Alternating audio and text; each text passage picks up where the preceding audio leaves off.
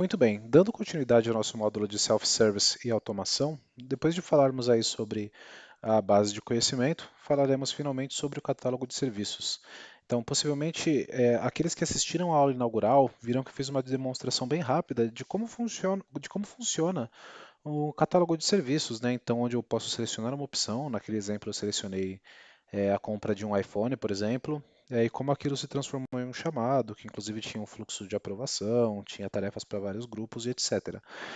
Aqui no nosso exemplo, nesse primeiro momento, nós vamos fazer uma atividade um pouco mais simples para não complicar demais novamente o processo, e a partir do fundamento nós podemos evoluir para coisas mais complexas. Então, aqui falando sobre o catálogo de serviços, né, a nossa história de usuário para esse tema então, enquanto Product Owner, né, dono do produto, eu quero uma forma simples dos funcionários solicitarem alguns dispositivos através do catálogo de serviços e eu posso rastrear esses pedidos e inventariar em uma localidade adequada. Então vamos lá, né? O que é o catálogo de serviços? Basicamente, ele é um sistema para organizar e agrupar, vamos chamar assim, serviços e produtos oferecidos por vários departamentos para os usuários.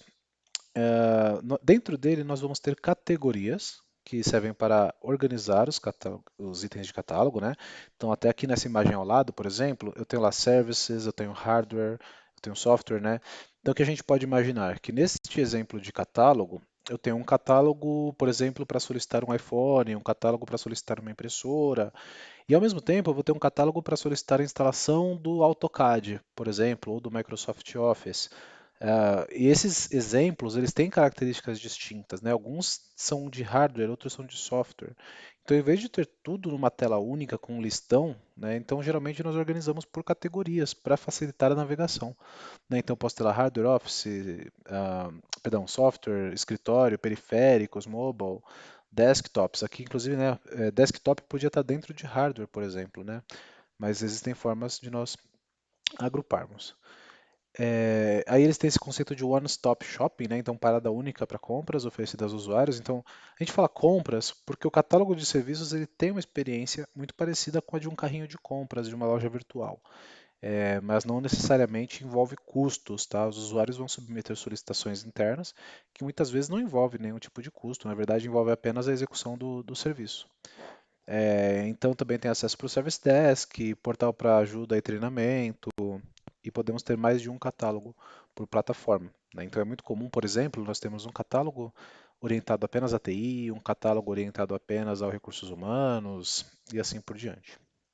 Daqui a pouco nós vamos ver um pouco mais sobre ele. Dando continuidade, ainda dentro do catálogo de serviços, nós temos uma estrutura chamada Catalog Builder. Essa estrutura ela tem um propósito de auxiliar pessoas não desenvolvedoras ou com skill mais básico a conseguir editar e administrar os itens de catálogo. Então, mais à frente, nós vamos ver o processo para criar um item de catálogo do zero, é, mas entendam que, dependendo do perfil da companhia, eles podem querer delegar essa atividade para uma pessoa específica. Geralmente esse papel nós chamamos de Service Owners, que seriam os donos dos serviços, que são as pessoas que podem coletar requerimentos e criar novos itens de catálogos baseados nas necessidades do negócio.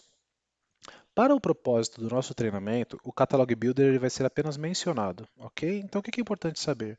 Que existe o Catalog Builder, que é uma funcionalidade voltada para pessoas que não necessariamente são administradores do ServiceNow, e onde você consegue, por exemplo, como administrador, criar modelos, né, criar templates que os donos de serviço vão poder utilizar para criar catálogos. Bom, aqui é somente isso sobre o Catalog Builder, nós não vamos nos estender muito, é apenas para conhecimento. E aí, quais são os conceitos importantes dentro do catálogo de serviços, né? Nós temos o conceito item, nós temos o conceito variáveis. Então, todo item representa uma linha de serviço, uma solicitação dentro da estrutura de serviços da companhia. Então, eu posso ter lá, por exemplo, um item que vai ser para solicitar um laptop, um item para solicitar um Apple iPad 3, um item para solicitar um headset Jabber 10.5, e assim por diante. Então, esses são os itens. O que são as variáveis que são mencionadas aqui nesse ponto? São perguntas relevantes ao item que eu estou solicitando. Então imagina, né, eu tenho lá um catálogo para solicitar o iPhone. Nesse catálogo eu posso perguntar para o usuário quantos gigas de memória ele gostaria, se ele quer um plano de dados, qual a cor do iPhone que ele quer, se ele precisa de capinha, algum outro acessório e assim por diante. Então, para isso, eu crio opções que vão receber esse nome de variáveis, onde eu consigo permitir que o usuário responda essas características específicas, de forma que quem for atender esse chamado tenha todas as informações necessárias desde o princípio. E aí, naturalmente, cada item vai ter suas próprias variáveis, né? Então, não faz sentido, por exemplo, eu perguntar se precisa de capinha se eu estou solicitando um headset, né? Ou sei lá, se eu estou instalando um software, né? Então, cada item de catálogo vai ter as suas próprias variáveis. Como esse exemplo aqui, né? Qual o tamanho do monitor? Quem é o gerente que está contratando? Qual o código o centro de custo, né? Que são perguntas orientadas a conseguir atender aquela solicitação da melhor forma possível. Vários tipos de variáveis são suportadas, então eu posso ter um campo do tipo texto livre, que a pessoa escreve o que ela quiser, mas se eu quero limitar, né, a um leque de opções para ter uma coisa um pouco mais controlada, eu posso pular, tá, qual que é o armazenamento do iPhone? É 64, 128, 256. Ok, então o usuário vai selecionar entre esses. Ele não vai poder digitar lá 2 TB de armazenamento, porque é uma opção que não existe, por exemplo, e para evitar falha na comunicação. Outros componentes principais aí que é importante nós termos em conta, né? Então, dentro dos itens de catálogo, nós vamos ter dois pontos importantes aqui na nossa esquerda. Um é o item em si. O item, ele sempre vai construir uma solicitação, ele vai resultar em uma request. O que que é isso? É tudo aquilo que eu preciso para fazer um pedido. Então, quando, por exemplo, eu vou solicitar um laptop, um mouse, um telefone, essas coisas que nós estávamos falando, nós vamos usar o que é chamado aqui de item, né, que são aí os blocos de construção do catálogo para fazer uma solicitação. Abaixo, nós vamos ter aqui record producers, ou produtores de registros. Eles servem para produzir tarefas em uma determinada tabela. Ele é um tipo de item de catálogo, ok? O que é importante só para conseguir diferenciar? O item, quando eu falo somente item, eu estou falando do item de catálogo que vai escrever na tabela de requests. Ele sempre vai escrever na tabela de requests. Lógico, eu posso criar subtarefas, tarefas dentro dele, mas ele sempre vai ter o mesmo local de origem, que é a tabela de requests. O Record Producer, como o nome diz, produtor de registro, ele consegue criar registros em qualquer tabela que exista no ServiceNow. Então, seja uma tabela já existente, seja uma tabela customizada. Um exemplo comum de uso do Record Producer, por exemplo, seria a tabela incidente, que foi uma tabela que nós vimos bastante durante nossas primeiras demonstrações, né? O que acontece? E se eu quiser criar um item de catálogo, né, criar uma linha de oferta lá, para reportar um problema, para reportar uma queda no link de internet, ou para reportar que meu computador não está funcionando? Eu não posso, para isso, usar o item, porque o item ele vai me gerar uma requisição e não um incidente. Para isso, eu vou usar o Record Producer, porque o Record Producer eu consigo dizer, pega os dados que estão sendo preenchidos nesse formulário e popula a tabela de incidentes. Esse é o ponto principal de diferença entre eles, tá? Antes de dar mais exemplos, eu só queria reforçar a diferença, segundo o ITSM, do que é uma requisição do que é um incidente. A requisição ou solicitação é tudo aquilo que eu peço, mas que não envolve necessariamente um impacto. Então, por exemplo, eu estou entrando na empresa e eu preciso de um computador. Eu vou fazer uma solicitação. Eu preciso de uma licença de software. Isso é uma solicitação. Eu vou viajar e preciso ativar meu plano de dados. Isso tudo é uma solicitação. Mesmo que, vamos dizer, eu fui viajar, eu esqueci de solicitar o meu plano de dados, eu já estou lá e estou sem plano de dados, estou sem conseguir trabalhar. Ainda assim, isso vai entrar como uma solicitação. Atrasada, mas é uma solicitação. Já o incidente é todo aquele serviço que ele foi degradado ou indisponível. E aí, só para reforçar, né? Indisponível, acho que está muito claro, parou de funcionar de vez, não consigo acessar, não está ligando, não está abrindo, qualquer coisa nesse sentido. E quando eu falo degradado, eu estou falando que deixou de ter a performance esperada. Então, por exemplo, eu tenho um sistema de folha de pagamento. O sistema não está indisponível, mas ele está super lento, a ponto de impactar o tempo que eu levo para processar as folhas. Isso é um incidente. Então é importante, até pegar esse exemplo lá, fui viajar, esqueci de fazer o plano e vou fazer o plano só na hora que eu estou lá. Apesar de a pessoa estar sofrendo um impacto por não estar conseguindo trabalhar, não foi uma indisponibilidade de serviço, foi uma falha no processo. Tá? Então é importante separar isso. Não precisa sofrer muito para quebrar cabeça. Eu falo sempre se apeguem ao simples. Né? Então, solicitação é tudo aquilo que eu peço como um serviço adicional. Incidente é tudo aquilo que está afetando a minha rotina, porque alguma coisa que deveria estar funcionando não está funcionando adequadamente. Ok? Feito esse parênteses, a gente volta aqui. Então, sempre que eu vou usar uma solicitação, eu vou usar o catalog item. Sempre que eu for gerar um incidente, eu vou usar o record producer. Adriano, é só isso, request incidente? Não, eu posso criar uma tabela, por exemplo, de demandas, que é de um outro módulo do ServiceNow, e eu posso, sei lá, chamar essa tabela de demands, por exemplo. E aí eu quero criar um record producer, que vai ser um formulário que vai aparecer lá no portal do usuário, né, no Service Catalog, e vou dizer, quando esse record producer for preenchido, eu quero que seja gerado um registro na tabela demands, por exemplo, tá? Então isso fica em aberto. Na verdade, então, o Record Producer é uma forma de interação entre o portal de serviços, onde o usuário comum pode registrar alguma coisa, e efetivamente o banco de dados da plataforma, onde aquele formulário que foi preenchido pelo usuário vai ser direcionado para alguma tabela. Vai ter mais um conceito que nós vamos ver lá para frente, mas por enquanto é importante que isso aqui esteja bem fixado. Se vocês quiserem pausar um pouco, dar uma pensada, uma lida no slide, tomar nota, fiquem à vontade.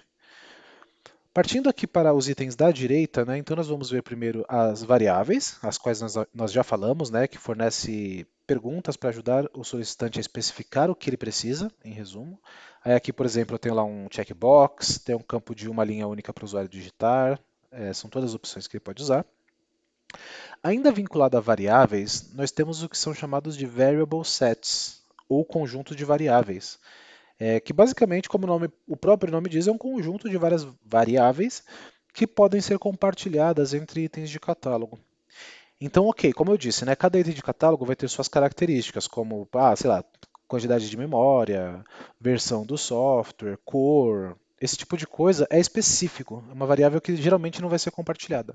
Mas, por exemplo, dentro da empresa, independente do que o usuário está pedindo, ou seja um incidente, seja um recorde de produto, seja o que for, é, pode ser do meu interesse armazenar quem é o solicitante. Né? Então, para quem eu estou pedindo aquilo? Lembrando que nem sempre a pessoa que está abrindo o chamado é o solicitante final. Sei lá, meu colega, o computador dele parou de funcionar. Aí eu posso abrir um chamado aqui no meu computador dizendo esse chamado é para o João. E aí seria interessante ter um campo para informar o solicitante. Já que, vamos dizer que a empresa convencionou de que todos os catálogos precisam ter solicitante. E vamos além, vamos dizer que além do solicitante, também é necessário que a pessoa informe um telefone de contato válido, porque às vezes, né, ajuda na interação do dia a dia. Então foi estabelecido lá no começo, enquanto desenhávamos o nosso processo de ITSM, enquanto desenhávamos o nosso catálogo, que todos os itens do catálogo de serviços deveriam ter nome do solicitante e telefone. Não seria interessante se eu tivesse que criar esses campos catálogo, item de catálogo a item de catálogo. Então, para isso que existem as variable sets. Você pode criar esse conjunto, né? Então, aqui nesse exemplo, aqui está bem parecido. Para quem é essa solicitação? É para Beth. E quando você precisa disso? Para hoje. Então, assim, o variable set ele vai permitir que todos os catálogos para onde eu apontar essa variable set utilizem. Então, os campos obviamente não vão vir pré-populados, a não ser que eu configure assim, mas todos os formulários vão compartilhar dele. Por último, nós temos aí os flows, né, que vai ser o que nós veremos no último módulo, perdão, na última sessão desse módulo. Então, os flows, né, ou fluxos, eles rodam nos bastidores para fazer comunicações, para solicitar aprovação, para atualizar dados no registro. Aqui sim, de fato, para explorar o potencial de automação do ServiceNow. Nós veremos mais à frente. Aqui eu não estou mais falando do workflow, apesar de ele também ser uma opção, mas vamos ter aí mais em uso hoje o Flow Designer. Então, quando nós falamos flows, nós estamos englobando os dois, mas com uma ênfase maior ao Flow Designer. Ok, aqui ainda falando sobre os Record Producers, né? Então eles aparecem como formulários simplificados que permitem aos usuários fornecer informações que são traduzidos em registros que podem ser modificados ou adicionados no banco de dados. Né? Então aí nessa imagem nós temos lá o que o usuário final vê, né? Que ele preenche lá reportar um defeito, reportar um bug, E aí isso gera um registro aqui embaixo, por exemplo, nesse exemplo aqui na tabela de defeitos, está aqui, ó, DFCT. Isso é uma tabela criada para esse fim. Então, defect, e aí aquilo que a pessoa escreveu aqui no short description e description vai ser enviado para cá. Basicamente, esse é o comportamento. Ok. Aqui nós temos um terceiro conceito que nós podemos ver no catálogo de serviços. Antes de entrar nisso, até comentar. O Record Producer e o Catalog Item, da perspectiva formulário, eles são idênticos. Para quem está navegando no catálogo de serviços, não vai saber se é um Record Producer, para qual tabela que ele está escrevendo, se é um Catalog Item, não vai saber. Ele basicamente vai ter a mesma estrutura. A não ser que nós configuremos alguma coisa para se comportar de forma diferente, mas por padrão eles são iguais a nível formulário. O que muda é o que acontece depois que esse formulário é enviado. E aí aqui eu vou entrar num terceiro conceito, que é uma coisa que também pode ser vista no catálogo de serviços, e que para um usuário não acostumado pode parecer também com os dois anteriores. É o Order Guide. O Order Guide ele ajuda a gente a solicitar um grupo, um conjunto de requisições. Então, por exemplo, eu vou fazer a admissão de uma pessoa. Quando uma pessoa entra, por exemplo, ela vai precisar de um computador. Eu vou precisar gerar um chamado, uma solicitação para o time responsável entregar um computador para essa pessoa. Essa pessoa vai precisar de um crachá. Eu vou abrir um chamado para o time administrativo para a confecção do crachá daquela pessoa. Essa pessoa vai precisar de acesso. Vou criar um chamado para pessoas de acesso. Ok.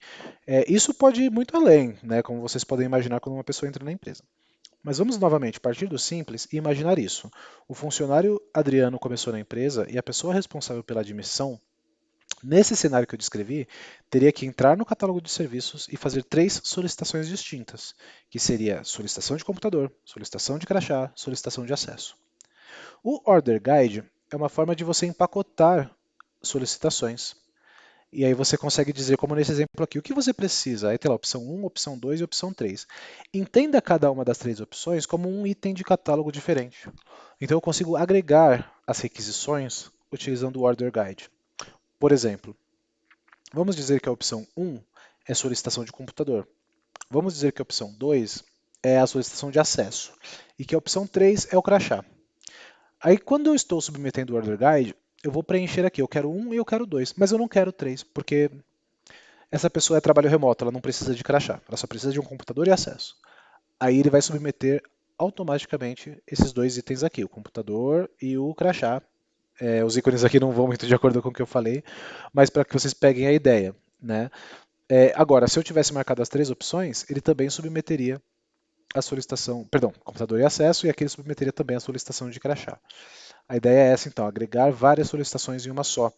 Para a perspectiva do usuário, para a experiência do usuário, isso se torna mais agradável, porque ele vai acessar um único formulário.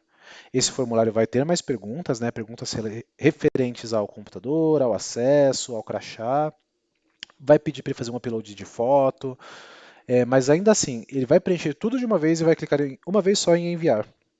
E o ServiceNow vai se encarregar de submeter esses chamados lá dentro. Ok? Então, basicamente esse é o conceito do Order Guide.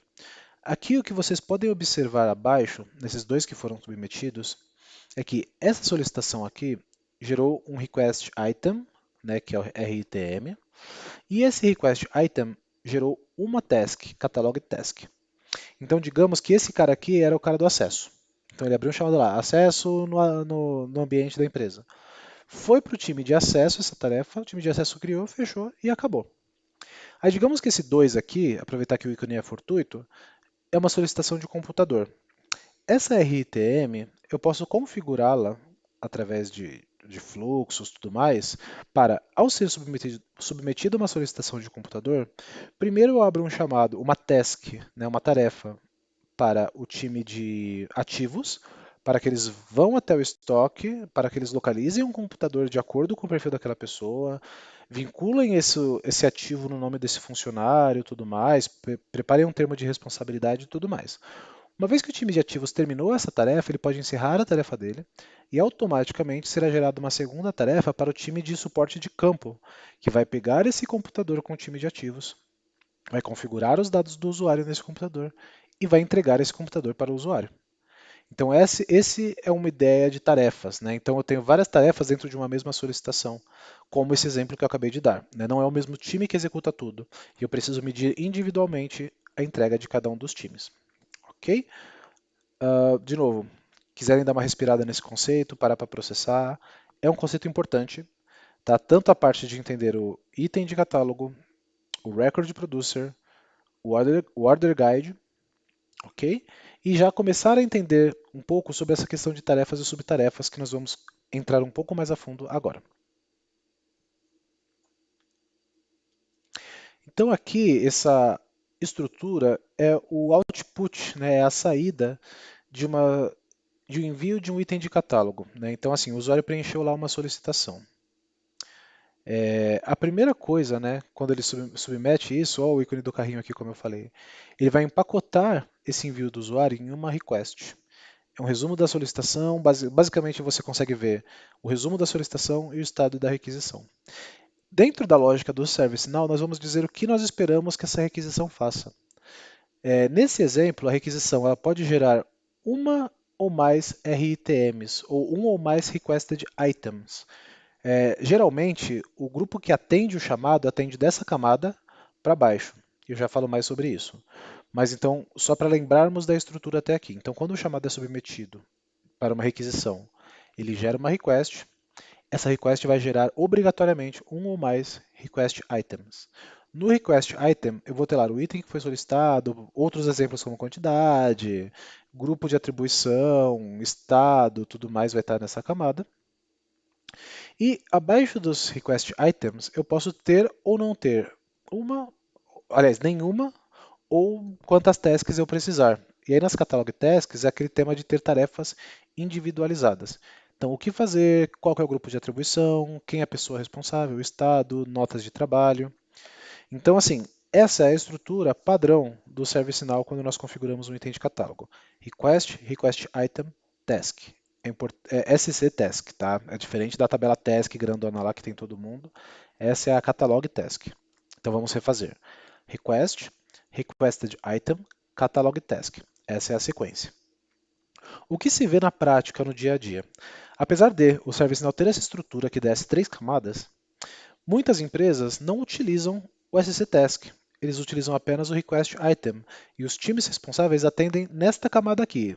Esse é o chamado que chega para eles, é isso que eles atendem, é isso que eles fecham. E vai ter empresa que naturalmente vai usar a Task. Raramente, mas não impossível, você vai ver algumas empresas que atendem diretamente a nível request. Isso é raríssimo e é pouco recomendável, para falar a verdade, tá? O que vai ser mais comum é nessa camada marrom aqui, tá? E aí empresas com uma segregação muito grande, uma granularidade muito grande de tarefas, vai entrar nesse nível de catalog task.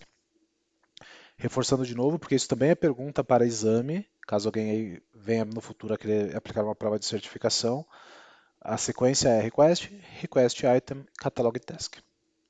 Show. Reforcei bastante.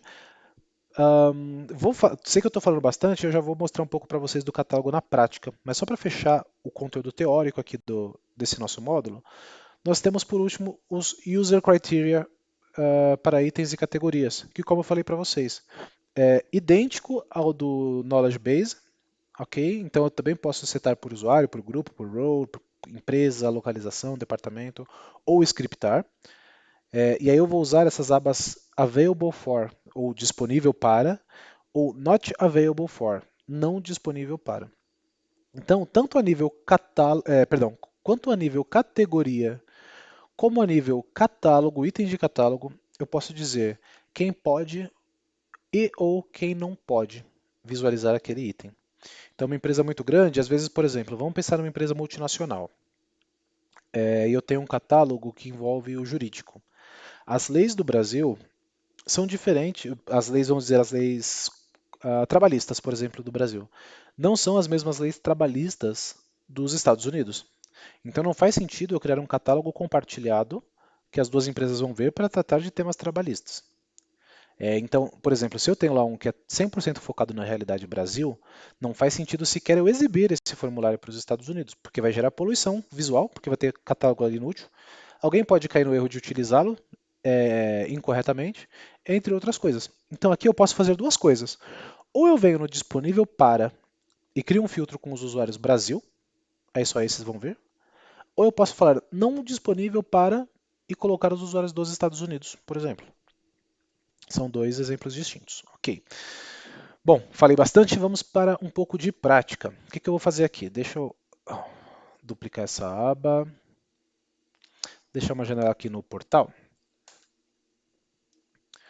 Então vamos lá. Dentro da estrutura padrão do portal, aqui à esquerda vai carregar o request something, que seria solicitar algo, é onde eu estou submetendo um item de catálogo. O que vai gerar sempre aquela estrutura request, request item, catalog e task. À direita, eu tenho o get help. O get help, quando eu clicar aqui, ó, solicitar ajuda, isso varia de empresa para empresa o nome que vai ser utilizado. Ele também vai me jogar para o catálogo. Só que aqui, opa, perdão, vamos lá. Eu vou achar uma opção aqui de incidente, create incident. Esse cara vai gerar um record producer. Só que reparem que logo acima dele, na mesma página, eu tenho, por exemplo, um change password. Isso não é um incidente, é uma request. New hire, uma nova contratação, também é uma solicitação. Então vejam que, ó, report performance problem, reportar problemas de performance. Então eu posso te dizer, seguramente pelo meu conhecimento do processo de TI, que esse elemento aqui é um incidente, esse elemento aqui, perdão, é um incidente. Esse já é uma solicitação. Esse aqui, como o nome fala, ó, International Plan Request, é uma solicitação, e assim por diante.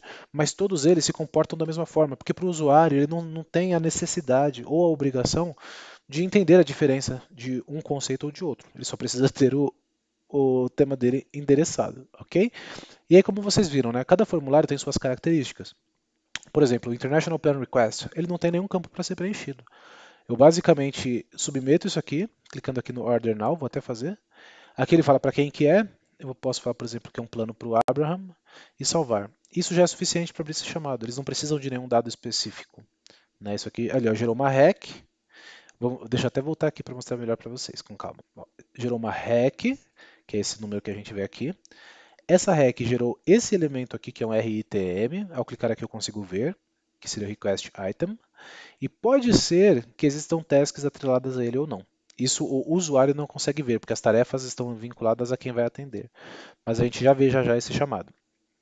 Só queria terminar essa comparação de que o Create Incident, por exemplo, já tem outros campos, tem outras instruções, não tem uma foto igual aquele outro tinha, onde eu posso dizer qual a urgência e qual é o meu problema.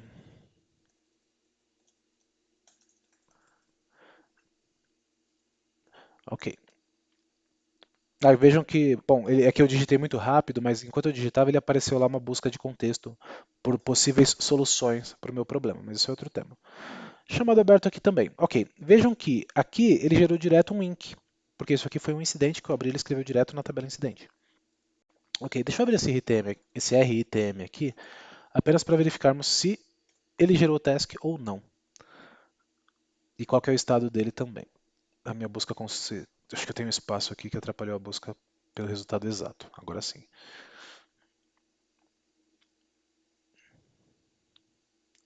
Então, o que podemos ver sobre esse chamado? Né? Então, está lá o item que eu selecionei, que é o International Plan Request. Foi solicitado em nome do Abraham Lincoln. Né? Foi aberto pelo System Administrator para o Abraham Lincoln. Ele está com o estado aberto, perdão.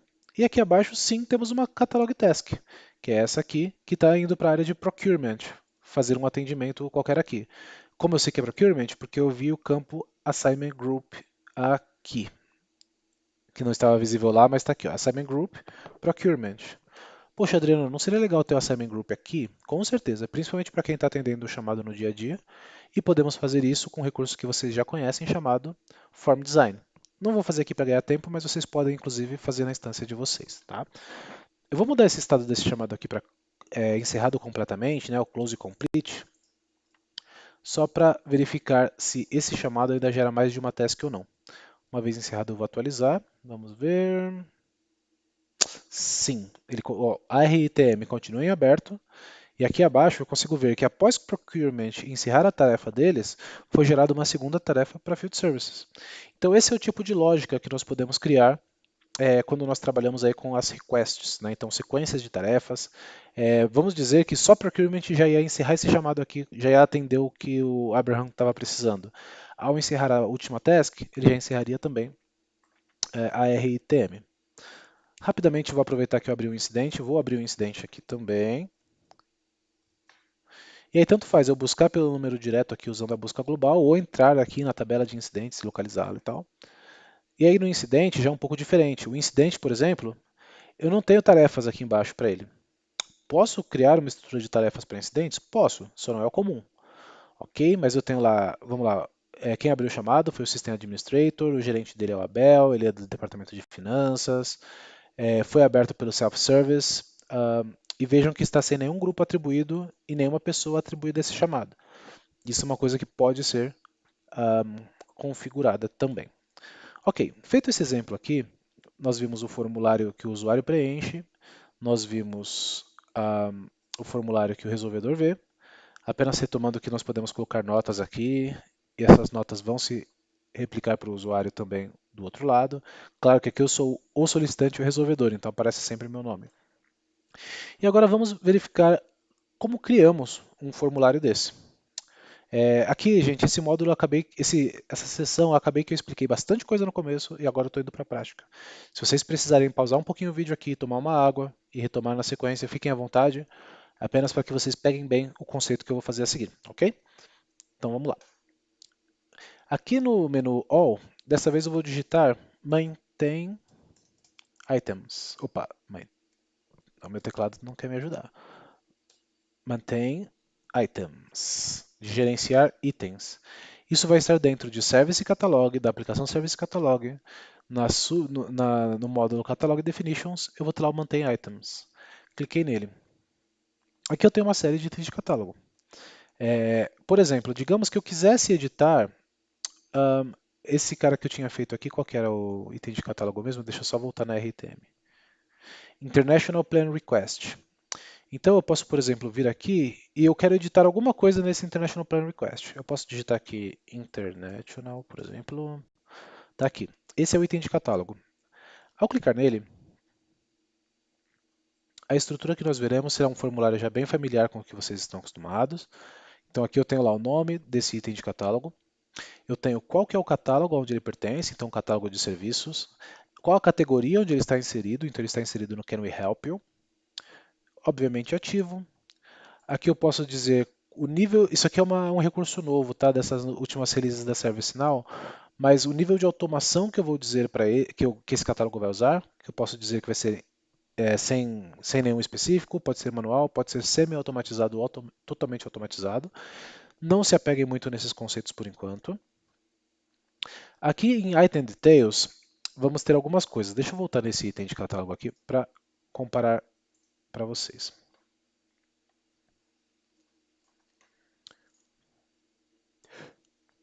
Então, primeiramente, né, eu tenho um nome para esse item de catálogo, que é esse que está aqui em cima, International Plan Request. Isso vai se traduzir nisso aqui. Aqui abaixo em Item Details, eu tenho Short Description, que eu vou ter de novo lá, International Plan Request, e está aqui embaixo, ó, International Plan Request. Inclusive, ele está meio redundante. Uma coisa que eu poderia fazer é, por exemplo, mudar aqui, use this catalog item to request aí. International Plan. Ok, é meio redundante também, mas pelo menos o texto vai ficar diferente. Vou salvar sem sair do formulário, daquela forma que vocês já estão habituados. E reparem que só ao salvar aqui e atualizar a página, ó, já atualizou aqui aquele textinho, tá? Da mesma forma aqui no description, vocês podem ver o service overview, etc., que é essa informação que está aqui. Deixa eu aumentar aqui só para ver onde que está outra coisa que eu queria mostrar para vocês. Ah, não, vamos lá. Então, continuando, Item Details. Deixa eu voltar naquela view que ela estava interessante. Então tá, depois do Item Details, a próxima aba aqui é o Process Engine, é o mecanismo de processo. Aqui é onde eu vou apontar para esse item de catálogo um flow. Aqui estamos falando de Flow Designer, que veremos na próxima sessão. O Workflow, nesse caso ele está utilizando um Workflow, ou um plano de execução, que é uma outra forma também de atribuir chamados e gerenciar. Também, aqui importante, Flow e Workflow. Ele pode pedir um dos dois, mas nunca os dois. Por exemplo, eu poderia ter esse catálogo sem nenhum preenchido assim? Poderia. Isso vai gerar um registro, só que ele não vai ter muita lógica para seguir. Agora, se eu desejo que ele siga algum tipo de processo, tipo cria tarefa, cria subtarefa, eu tenho que deixar preenchida essa informação. Uma coisa que eu vou fazer aqui, por exemplo, só para mostrar para vocês, eu vou clicar aqui nesse izinho do. Aliás, eu vou clicar nesse aqui, Show Workflow. Esse aqui é legal. Aqui eu consigo mostrar para vocês a estrutura que ele vai seguir. Então, toda vez que um chamado é submetido naquele item de catálogo, ele vai seguir essas etapas. Então, uma etapa de aprovação, vai perguntar se o procurement está marcado sim ou não, vai esperar uma condição, aqui ele gera uma tarefa, quando encerra essa tarefa ele gera outra tarefa, quando encerra essa tarefa ele gera outra tarefa, e mais uma até que encerra. Então, esse workflow, ele tem duas condições. Uma é se envolve procurement ou não, aqui ele basicamente dá todo o atendimento e já entrega aqui nessa etapa, e aí basicamente só vai gerar uma e duas tarefas. Se ele vier no não, ele vai gerar uma, duas, três, quatro tarefas. Novamente, não vou ficar nesse momento apegando-me ao workflow, mas eu poderia também ter um flow designer, mas ele está dizendo a lógica de criação de tarefas aqui. Peraí, dando continuidade agora. Picture. Então aqui eu posso dizer um ícone e uma foto para esse item de catálogo. Se eu vier aqui, se eu voltar aqui em Can We Help You, eu vou verificar que o International Plan Request está aqui a picture e está aqui a picture também, tá? Próxima aba que eu tenho, Pricing, caso seja um item que envolve preço, coisa que esse não é, e configuração de portal. Aqui eu posso dizer algumas coisas como order, perdão, tipo de método de solicitação, order, request ou submit. Isso é mais para o comportamento, qual perfil que ele vai utilizar aqui, por exemplo, se ele vai só submeter direto a um formulário, se ele vai gerar direto como uma requisição. Isso muda muito mais o comportamento a nível a experiência do usuário do que o registro que vai ser criado. E ainda aqui eu tenho outras coisas, como por exemplo, ocultar adicionar ao carrinho, que é esse botão. Para mim, talvez não faça muito sentido ter isso aqui, então eu posso marcar aqui e ocultar. Quantidade, a mesma coisa, eu não preciso disso. Delivery time, também não. Aí tem umas opções aqui de wishlist, attachment e tal, mas eu não vou mexer nelas agora, vou só salvar assim. Pronto, agora ó, eu basicamente tenho isso aqui e o order now. Eu não quero que seja order, eu quero que seja request, que apareça para o usuário, porque não estou buscando uma experiência de compra, estou buscando uma experiência de solicitação. Feito. Agora ele. Ah, o delivery time desmarcou por causa da estrutura de request. Posso salvar de novo. Pronto. Agora eu mudei algumas coisas nesse formulário para tirar algumas informações que poderiam confundir o usuário e assim por diante. Então, apenas recapitulando, né? Esse item de catálogo, até aqui nós vimos que ele não tem nenhuma variável. Ele basicamente eu tenho aqui um botão para pôr anexo e para solicitar, sendo que ao clicar aqui, ele me pergunta para quem que é esse chamado. Aqui abaixo, eu vou passar rapidamente por todas as abas e depois eu volto nas. Aliás, pelas abas importantes e depois eu volto na que nós vamos usar. Então nós temos a aba Variables, que é onde nós criamos variáveis para cá. Vocês podem ver que está em branco, porque não tem nenhuma, obviamente. Eu tenho Variable Sets, que seriam então aqueles conjuntos de variáveis pré-definidos, que nós já conversamos um pouco atrás. UI Policies, Client Scripts. um, Bom, esses dois por enquanto. UI Policies e Client Scripts nós vamos ver no quinto módulo desse curso. É onde nós começamos a colocar algumas lógicas intermediárias a avançadas dentro do formulário a nível client. Então, scripts que eu quero que rode para fazer alguma validação de dado, para mandar alguma notificação para o usuário. UI policy, eu estou falando de comportamento de formulário, se eu quero que um campo vire somente leitura, obrigatório, esse tipo de coisa. Mas por enquanto, de novo, não se preocupem, porque teremos tempo para falar dele. Depois eu tenho aqui o available for e not available for, que nós já falamos. Eu tenho aqui as categorias onde esse item de catálogo ele está inserido. Apesar de eu ter aqui o Can We Help You, aqui embaixo eu também consigo visualizar essa informação. Qual catálogo ele está inserido, Service Catalog, assim como eu vejo aqui em cima também. E esses quatro últimos itens aqui, eles não são importantes para o nosso tópico, porque eles se tornam recursos avançados que não vão ser utilizados nesse nosso escopo. Vamos voltar aqui nas variables e eu vou criar uma variável aqui. Ó, ele está pedindo um plano internacional. Eu vou clicar aqui em novo. Quando eu vou preencher, agora eu vou deixar aqui em tela cheia. Quando eu vou solicitar uma nova variável, eu tenho que primeiro selecionar o tipo. Por exemplo, eu tenho single line, que basicamente criaria um texto de linha única lá, mas eu tenho múltipla linha, multiple choice, escala numérica, referência a alguma tabela que eu tenho internamente e tudo mais. Nesse caso, eu vou selecionar. hum, Deixa eu pensar num exemplo bom aqui pra gente.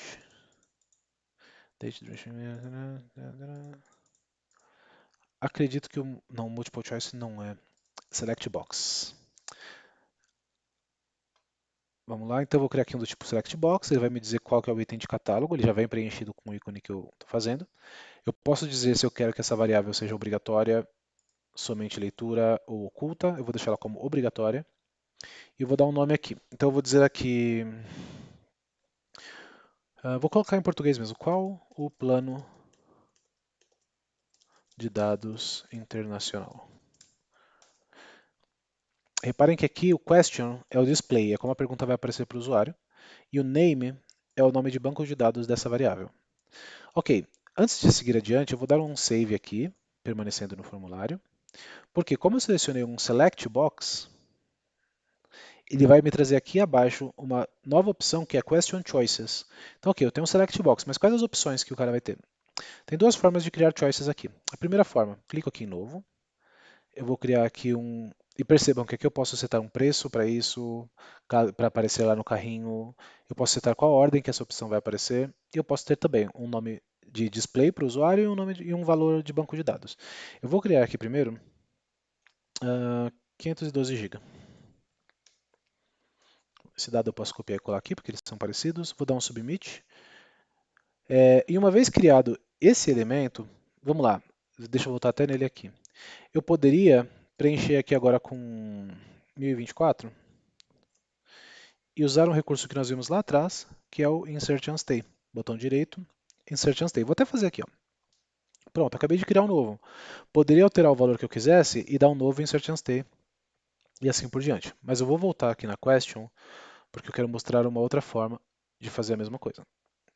Então vejam, aqui eu tenho aqui o 1024, 512, a ordem está a mesma, isso não é legal. Então vamos pôr aqui uma ordem para esse aqui 10, opa, para esse aqui 20. Estou dando um duplo clique, estou fazendo aquela edição em linha que vocês já conhecem também. Isso aqui não deixa de ser uma tabela inserida aqui. Atenção que quando você está editando em linha, se aparecer esse disquete, quer dizer que a alteração que você fez ainda não está salva. Então você pode ou clicar no disquete ou dar tab até sair da linha que ele salva automático. Vou clicar aqui no disquete. Pronto. Muito bem, eu falei que eu ia mostrar uma outra forma ainda de inserir uma opção. Nessa estrutura aqui dessa lista relacionada, reparem que eu tenho esse mais e esse Insert a New Row. Eu posso dar um duplo clique aqui e colocar aqui 2048. Fica. Aqui eu vou repetir a mesma informação. A ordem desse vai ser 30. Ok, inativo, falso. Vou dar um monte de tab e ele vai salvar para mim. Adriano, por que a ordem está colocando 10, 20, 30 e não 1, 2 e 3? Porque eu tenho que construir isso de uma forma que seja escalável. Aí vamos dizer que em algum momento eu vou criar uma opção que deveria ficar entre o 512 e o 1024, digamos 700. Se a ordem aqui fosse 1, 2 e 3, o que eu teria que fazer? Eu teria que mudar o 2 para 3, mudar o 3 para 4 e aí conseguir colocar minha nova opção como 2. Como eu pus 10, 20, 30, eu posso simplesmente criar o novo e colocar como 15 e já vai funcionar. Tá? Então isso é uma boa prática. Vamos manter só esses três exemplos aqui. Isso aqui já está salvo, posso até atualizar aqui. Eu vou voltar na página do. Opa, tá, ele trocou aqui. Está aqui, do nosso item de catálogo. Vou atualizá-la. E aqui está o nosso elemento. Então, qual o plano de dados internacional? Tem as opções que eu selecionei aqui. E essa informação vai junto com o catálogo quando ele for submetido. Deixa eu elaborar um pouquinho mais esse detalhe aqui antes de seguirmos. Vocês viram que ao carregar a página. Opa, vamos lá. Ao carregar a página, ele já está vindo preenchido 512, porque ele tem que pegar um valor padrão da forma que está configurado. O que mais que eu posso fazer então sobre essa variável? Lembrando, eu estou nela aqui, ó, variável qual é o plano de dados internacional. Eu preenchi a question choices. Aqui em annotation, eu posso digitar algum texto de ajuda para que o usuário saiba o que selecionar. Por exemplo, selecione o pacote de dados a ser usado em roaming. Por exemplo, deixa ele aqui, daqui a pouco eu salvo. Type Specifications. Esse aqui é utilizado para campos do tipo referência, eu posso indicar uma tabela que vai ter os dados que eu pretendo mostrar aqui e tudo mais. Mas daqui, a única coisa que eu quero destacar, por enquanto, é o Include None. Lá no começo, acredito que no primeiro módulo ou no segundo, nós vimos que o none é uma opção que aparece aqui também. Então vai permitir que esse campo não venha preenchido dessa forma. Por que é interessante incluir o none? Da forma que está, é óbvio, esse formulário tem só uma opção, não tem muito o que se confundir. Mas se fosse um formulário com várias opções para serem preenchidas, o usuário poderia passar desapercebido por esse campo e permanecer o valor aqui. E de repente não era esse valor que ele queria e enviar com o dado errado. Quando eu tenho o none e o campo é obrigatório, obrigatoriamente ele vai ter que passar por aqui e preenchê-lo. Vou mostrar para vocês. Então eu incluo o none. Aqui eu posso decidir um valor padrão para o campo toda vez que ele carregar. Permissão para quem pode mexer acessar essa variável, não é interessante mexer nesse momento. E disponibilidade é se ela é visível em qualquer lugar, em pacotes, também não é nada relevante para esse momento. Ok, tudo que eu fiz foi incluir o none e incluir uma anotação aqui. Vou salvar esse elemento e vou atualizá-lo. Pronto, então aqui o asterisco visando, ó, você tem campo obrigatório sem preencher. E qual o plano de dados internacional? Ó, tá none aqui. Se eu tentar enviar agora, ó, e de novo, só para que ninguém esqueça, informação requerida e não preenchida. Qual o plano, tal, tal, tal. Cliquei em request. Ó, alguns campos estão incompletos. Diferente do que aconteceria antes quando o campo já vinha preenchido. Agora eu posso vir aqui clicar, sumiu a mensagem aqui de cima, sumiu a mensagem aqui de baixo. E agora eu posso enviar esse formulário. Só para fechar bem esse exercício, esse exemplo, eu vou voltar lá no item de catálogo. Posso usar por aqui mesmo, ó, cliquei no i, fui para dentro do registro. Vou incluir mais duas variáveis aqui. Vai ser uma variável do tipo date. Deixa eu ampliar aqui para que vocês vejam melhor o formulário. Então, do tipo data, a pergunta vai ser qual a data de início. Já preencheu aqui para mim, eu posso alterar isso aqui, mas sempre interessante manter tudo letra minúscula, sem espaço, sem acento. Vou salvar. Vou mudar agora aqui onde está qual a data de início para qual a data de fim. Aqui agora eu tenho que mudar manualmente. E vou usar o Insert and Stay. Beleza. Vou voltar no formulário, pode ser por aqui, ó, Catalog Item International Plan, que tem uma outra coisa. Vejam que o campo Order eu deixei em branco, propositalmente. Poderia preenchê-lo por aqui. Mas eu vou fazer mais uma coisa só para exibir para vocês. Então, Variables, tenho 3 variáveis com ordem nenhuma. Talvez ele já venha certinho no formulário, talvez não, vamos descobrir. Vou atualizar. Ó, então agora tem aqui, ó, qual a data de início, qual a data de fim e qual o plano. Ah, Adriano, é assim que eu. Poderia até ser assim, mas vamos dizer que eu quero primeiro perguntar qual é o plano de dados. Aí eu poderia vir aqui e colocar qual o plano de dados. Vou fazer edição em linha mesmo. Esse aqui vai ser a opção 10, o início vai ser 20 e o fim vai ser 30. E uma última coisa, reparem que o anexo aqui não está obrigatório. Eu vou marcar aqui em cima. Aqui. Nossa, tô aqui, Portal Settings. Anexo obrigatório. Vou salvar, atualizo a página. E agora veja que apareceu aqui um asterisco do lado do anexo como obrigatório.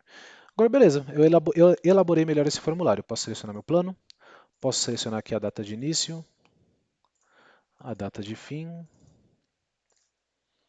Se eu tentar submeter sem pôr o anexo, ele vai me dar um erro. Vamos buscar um anexo qualquer aqui. Está carregando o meu anexo. Tem essas bolinhas aqui, ó, indicando o progresso. Enquanto ele não aparecer aqui, eu não posso salvar. Pronto, já subiu o anexo. Vou dar um request.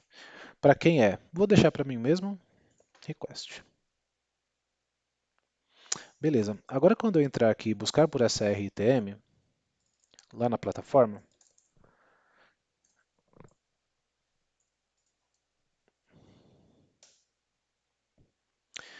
eu tenho o anexo aqui em cima, né, o capa 2 no caso. E o que mais? Eu tenho aqui uma section variables, onde eu mostro aqui, olha, os dados que eu preenchi lá, qual é o plano de dado, qual é o início, qual é o fim. Ou seja, a pessoa que vai atender esse chamado vai ter acesso a essas informações por aqui. Obviamente, né, aqui a gente não mexeu a fundo, então a catalog task não tem nada relacionado às variáveis, mas a pessoa que está atendendo a catalog task vai poder voltar aqui na request principal e verificar essas informações.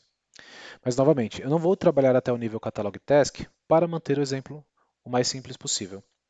Um último exemplo que eu vou fazer agora aqui rapidamente, e aí novamente, né, esse módulo ele acaba se tornando um pouco extenso à medida de que é importante a gente detalhar bastante informações dele, e enfim, sobre esses comportamentos é um dos módulos mais importantes. Mas se vocês estiverem cansados, quiserem tomar uma água, pausa o vídeo, toma uma água, dá uma alongada no corpo e segue comigo na sequência. Vamos lá, eu mostrei aqui como editar um item de catálogo. Agora eu vou mostrar como criar, com uma diferença. Eu vou criar um Record Producer, ok? Porque o item de catálogo nós acabamos de ver basicamente tudo. Eu vou voltar aqui em Mantém Items, vou dar um novo. Ah, perdão, deixa eu voltar aqui. Aqui, esse novo, no caso aqui, ele vai me gerar o item de catálogo. Eu vou vir aqui e vou digitar aqui Record Producers. Então, dentro de Service Catalog, eu tenho Record Producers. É bem parecido. Eu vou clicar aqui em Novo.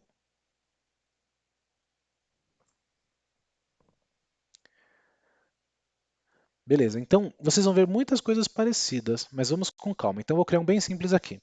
Vou dizer que isso aqui é um incidente de. Não, vamos deixar outro nome. Queda de energia. Aí, na sequência, você vai me perguntar em qual tabela que eu quero que esse registro seja criado.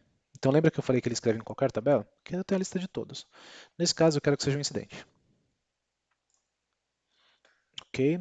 Quem é o dono do catálogo? Do Record Producer? Você, eu. Está ativo. Eu vou criar uma descrição curta aqui. Catálogo para reportar queda de energia. Uma coisa bem redundante.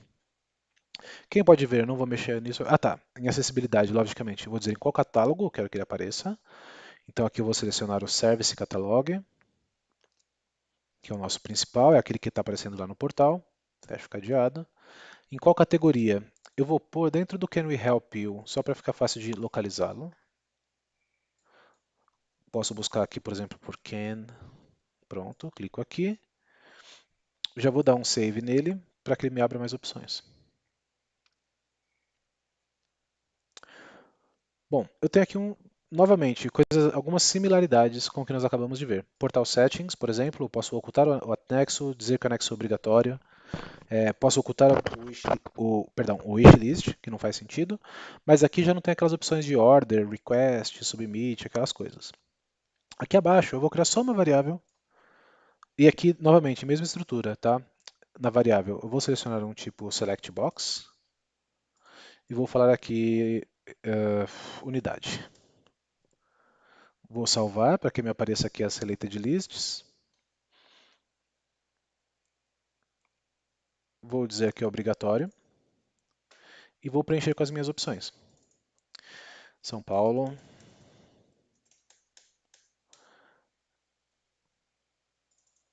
Rio. Opa, deixa eu voltar aqui para arrumar a ordem. E Minas. Opa,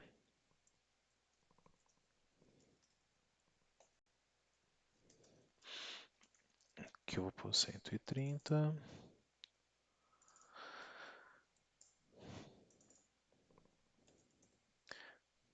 Deixa eu melhorar esse rio aqui também, né?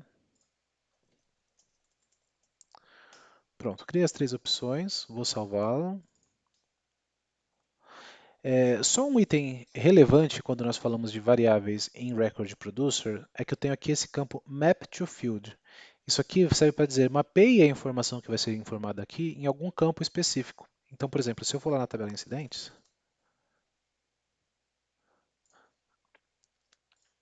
eu vou ter uma série de campos. Como vocês sabem, eu tenho lá número, solicitante, short description, description, etc. Eu posso dizer para a variável do record producer copiar aquela informação para algum campo específico. Ou posso até criar campos específicos para isso. Vou até aproveitar aqui e já vou dar um save nisso que já está bom. Vou aproveitar que eu estou aqui, vou criar uma nova variável. Deixa eu colocar essa ordem nessa aqui, 10. Pronto, só para já ficar salvo. Vou criar aqui uma outra opção que vai ser single line text. eu vou dar um insert and stay aqui, apenas para já... Opa, eu tenho que mudar uma coisa aqui, senão ele vai dar erro. Single line text. A pergunta vai ser descrição resumida. Agora sim, vou dar um insert and stay para ficar aqui. Então, agora eu já estou em outra variável, que eu vou mudar só a ordem aqui para 20. Vou marcar o map to field. Ao marcar o map to field, reparem que aparece aqui o campo field. E eu vou dizer que isso aqui eu quero que seja mapeado para o short description. Beleza, deixa eu ver. É isso por hora. Vou dar mais um salvar aqui. E agora eu vou criar uma outra que vai chamar multiline text, que vai ser a ordem 30, que vai mapear para o campo description, descrição completa.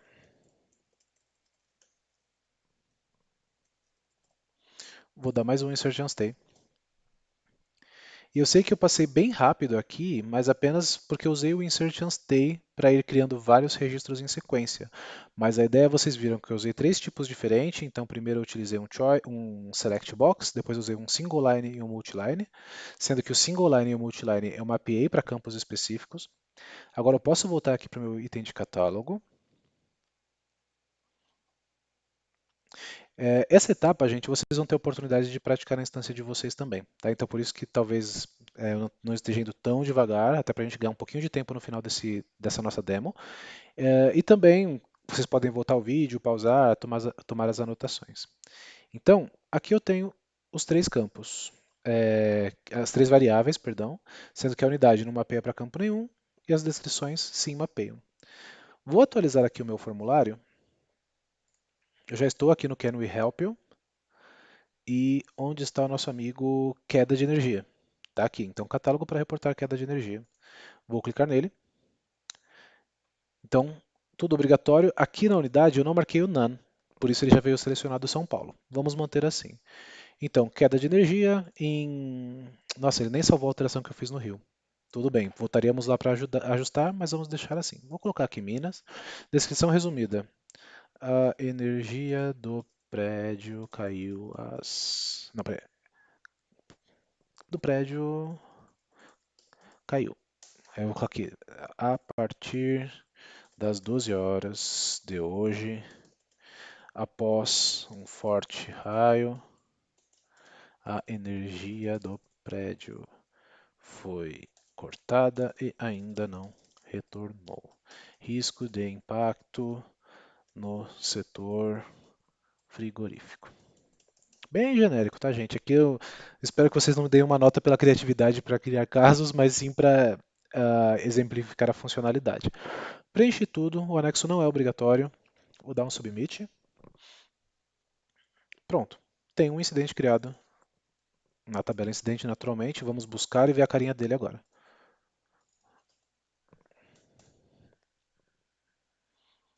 Então tá aqui. O INC.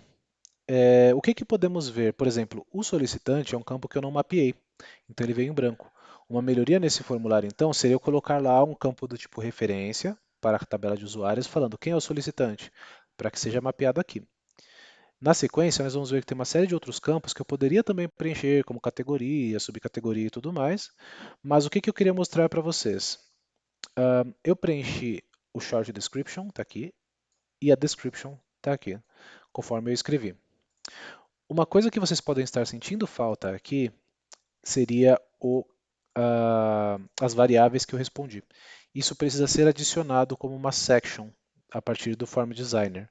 Então, também, eu vou deixar aqui um desafio, caso vocês queiram explorar essa funcionalidade. Então, lembrando, configurar Form Designer e achar o Notes. Perdão, Notes não, achar as variáveis, né, que ele vai se chamar... deixa eu voltar aqui para pegar o exemplo melhor para vocês. Esse não tem. Vai se chamar possivelmente variables mesmo.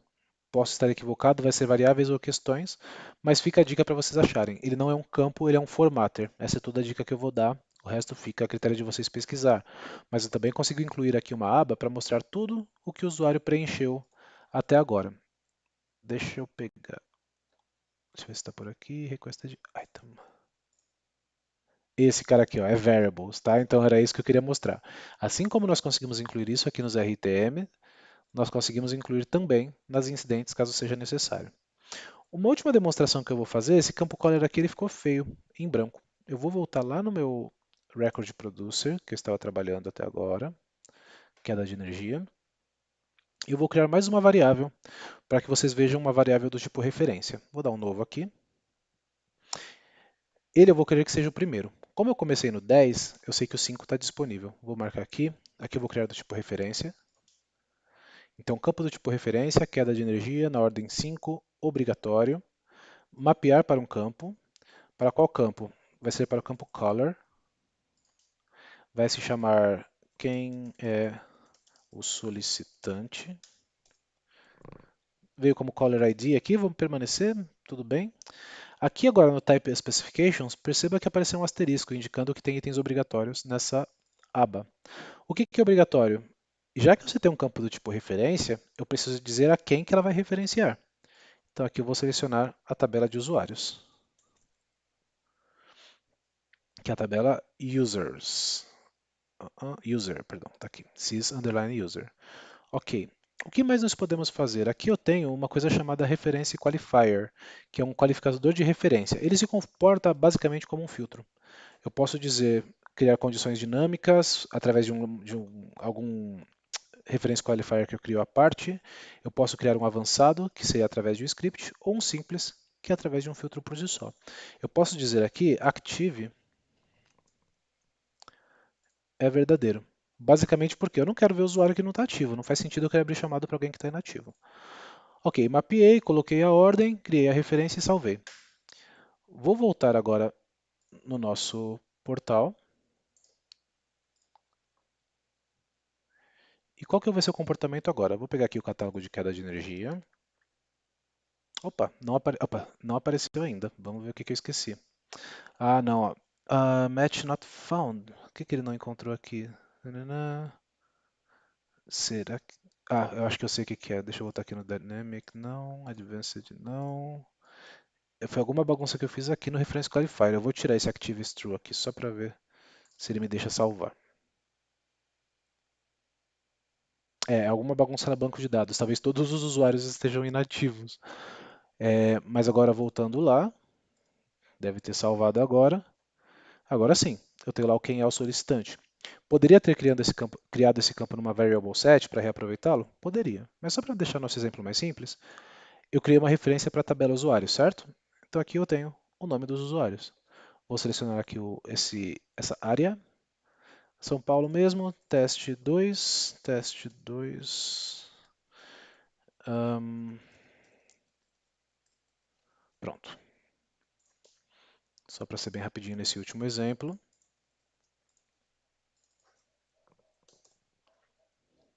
E agora o color veio preenchido com as informações. Isso é um recurso bem bacana. Dentro do Record Producer ainda tem mais algumas coisinhas que vocês podem fazer também. Nós podemos usar lógicas de script para preencher os outros campos também.